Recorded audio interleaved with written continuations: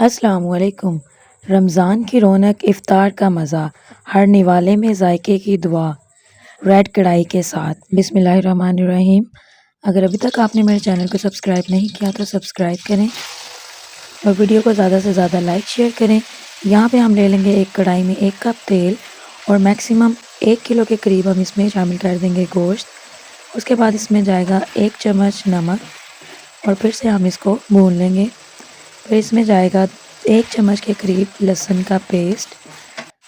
2 minute पकाने के बाद हम इसमें ऐड कर देंगे 10 से 12 काली मिर्च। फिर हम इसमें ऐड कर देंगे फ्राई किए हुए प्याज, जिनको हमने अच्छे से फ्राई कर लिया था। अब हम इसको हाथों की मदद से मसल कर इसमें ऐड कर देंगे और इसको मज़ीद 2 मिनट के लिए पका लेंगे।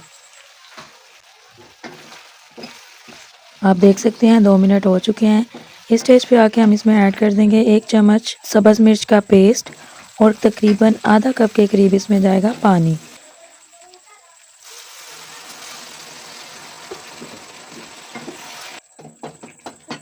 पानी ऐड करने के बाद हम इसको अच्छे तरीके से मिक्स कर लेंगे। फिर इसमें जाएंगे स्लाइस किए हुए 2 बड़े टमाटर ऐड करने के बाद हम इसको अच्छे से मिक्स कर लेंगे। फिर इसमें शामिल करेंगे आधा चम्मच दड़ा मिर्च और फिर इसको अच्छे से मिक्स कर लेंगे। फिर इसमें शामिल करेंगे 2 चम्मच के करीब दही से जो है हमारा गोश्त बहुत ही नरम और टेंडर बनता है, ये आपने लाजमी ऐड करना है। फिर इसमें जाएगा आधा चम्मच काली मिर्च पाउडर। ये ऐड करने के बाद हम इसको अच्छे से मिक्स कर लेंगे। ये रेसिपी स्पेशली स्पाइस लवर्स के लिए है।